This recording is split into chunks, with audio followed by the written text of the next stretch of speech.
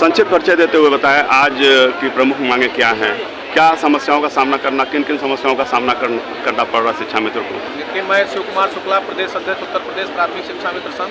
आज उत्तर प्रदेश प्राथमिक शिक्षा मित्र संघ के बैनर तले एक दिवसीय शिक्षा मित्र सम्मान बचाओ रैली का आयोजन संगठन द्वारा किया गया है।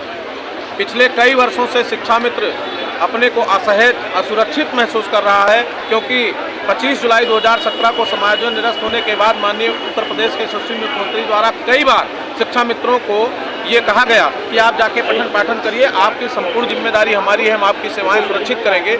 अद्यतन अब तक किसी भी प्रकार की जब कोई कार्रवाई नहीं हुई तो शिक्षा मित्र पुनः इस बात के लिए मजबूर होकर के आज एक दिवसीय अपने सम्मान बचाओ रैली को यहाँ कर रहा है और इससे सरकार को आगाह कर रहा है कि इस प्रदेश में इस कड़कती हुई ठंड में आपने शिक्षा मित्रों को 15 दिन बेघर कर दिया, शिक्षा मित्रों को 15 दिन बेरोजगार कर दिया।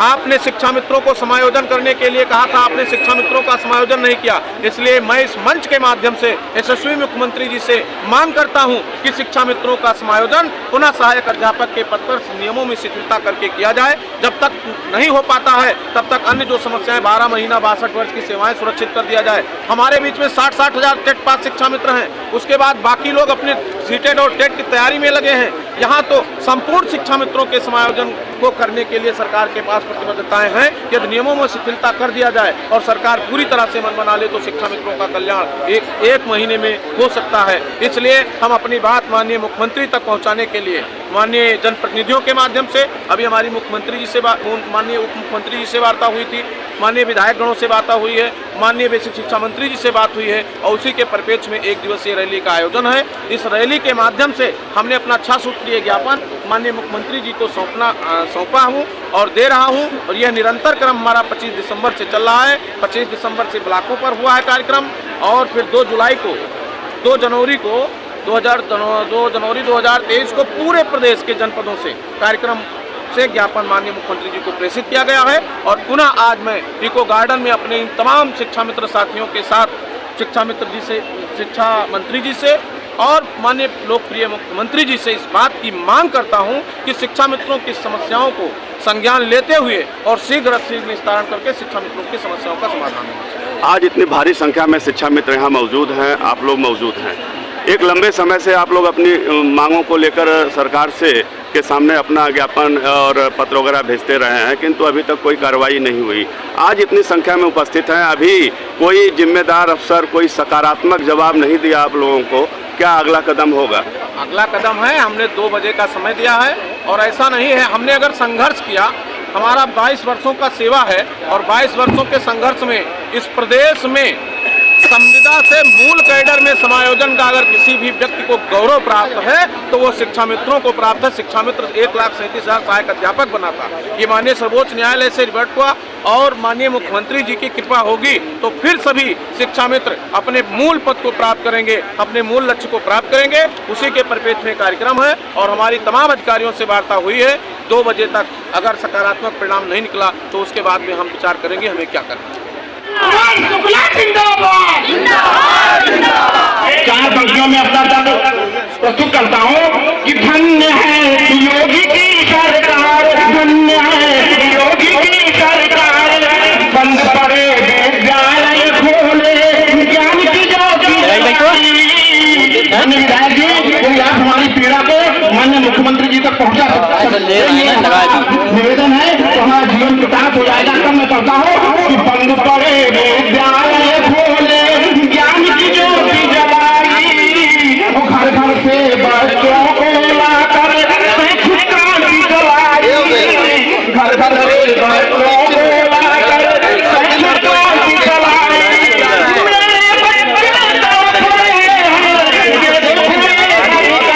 धन्य है मोदी की सरकार, धन्य है मोदी की सरकार।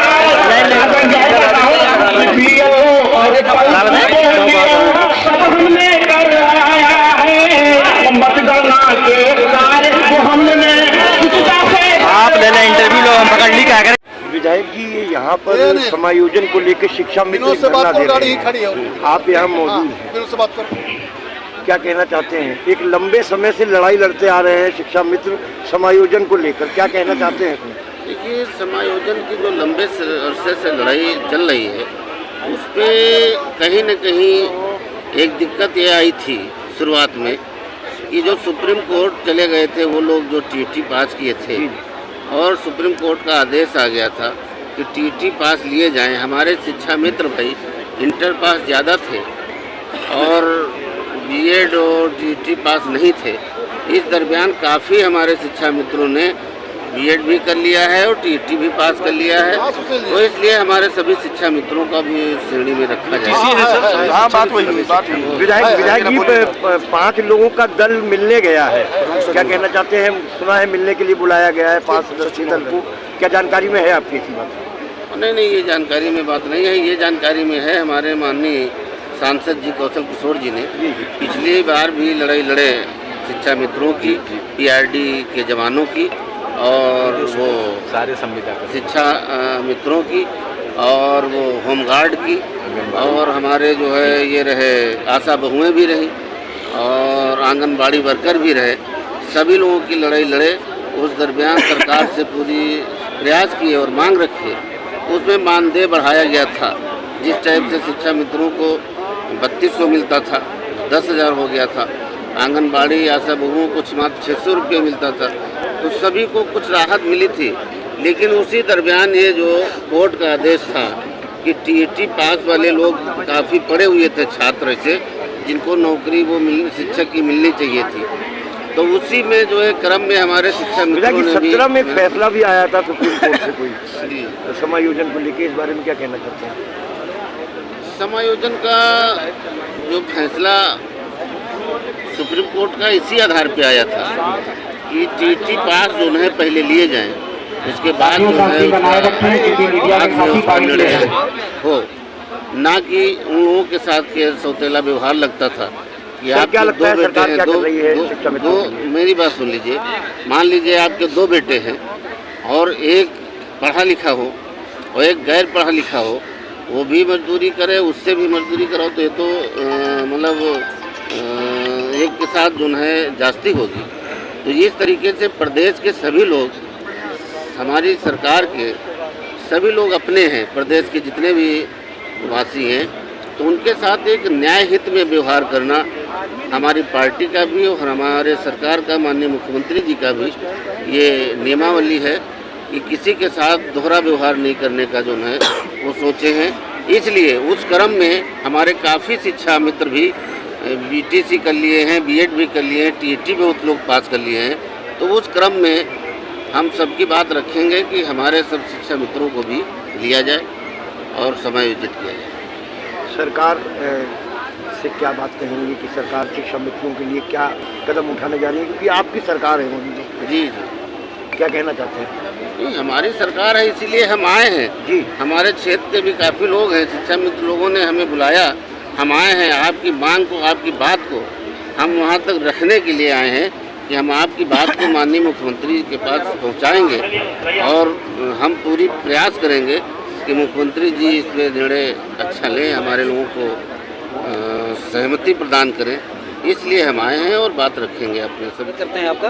और ये आज जो है स्वाभिमान रैली, ये इस इनको गार्डन में ये कार्यक्रम चल रहा है, इसको लेकर के आपका उत्तर प्रदेश प्राथमिक शिक्षा मित्र संघ द्वारा आयोजित 1 दिवसीय शिक्षा मित्र सम्मान बचाओ रैली का आयोजन किया गया है। इसके माध्यम से हम उत्तर प्रदेश सरकार और केंद्र सरकार से निवेदन करेंगे और उनको अपना आग्रह सहित समस्याओं को बता रहे हैं कि आपने जो वादे किए थे शिक्षा मित्रों से और शिक्षा मित्रों के वादे पूरे नहीं किए हैं, उनको पूरा करिए। शिक्षा मित्रों को ससम्मान शिक्षक पद पर बहाली दीजिए।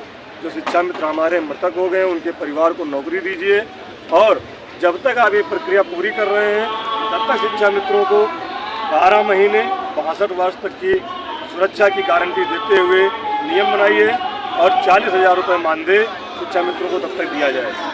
जी, जैसे कहा जाता है कि सूबे के जो मुखिया हैं इस समय योगी जी, और जब कभी आपका समायोजन रद्द हुआ था तो उस समय कार्यक्रमों में जा करके योगी जी ने बहुत कुछ कहा था, बड़े बड़े वादे किए थे। क्या ये सब चाहिए, उस पर कुछ ध्यान दिलाएंगे योगी जी का? जी, हम माननीय मुख्यमंत्री जी को उनका वादा याद दिलाना चाहेंगे। 2015 में उन्होंने गोरखपुर में हमारे शिक्षा मित्र साथियों को संबोधित करते हुए कहा था कि आप लोग स्कूलों में जाएं, पढ़ाएं और जब हमारी सरकार बनेगी हम केंद्र सरकार से अनुरोध करके आप लोगों का सम्मान वापस दिलाएंगे। उसी वादे को हम लोग याद दिला रहे हैं। माननीय प्रधानमंत्री जी ने बनारस में वादा किया था जब शिक्षा मित्रों को हाई कोर्ट से निराशा हाथ लगी थी, क्योंकि मुकदमा सरकार और मदरसा का था, उसमें शिक्षा मित्र कहीं कोई पार्टी नहीं थी। अगर कोई सरकार नियम गलत बना देती है या उसके अधिकारी गलत नियम बना देते हैं तो उसका भार हम शिक्षा मित्र क्यों झेलें।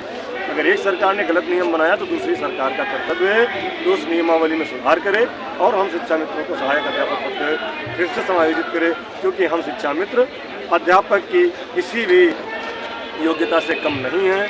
हम स्नातक हैं, हम बीटीसी हैं, हम टीटी पास भी हैं, हम सारी योग्यता रखते हैं। एनसीटी की गाइडलाइन की सारी योग्यता पूरी करते हैं। इसलिए सरकार से अनुरोध है कि हमें सहायक अध्यापक पद पर समायोजित करें। इसी को लेकर के आज एक दिवसीय रैली है। इसके बाद हम लोग सरकार से वार्ता करेंगे।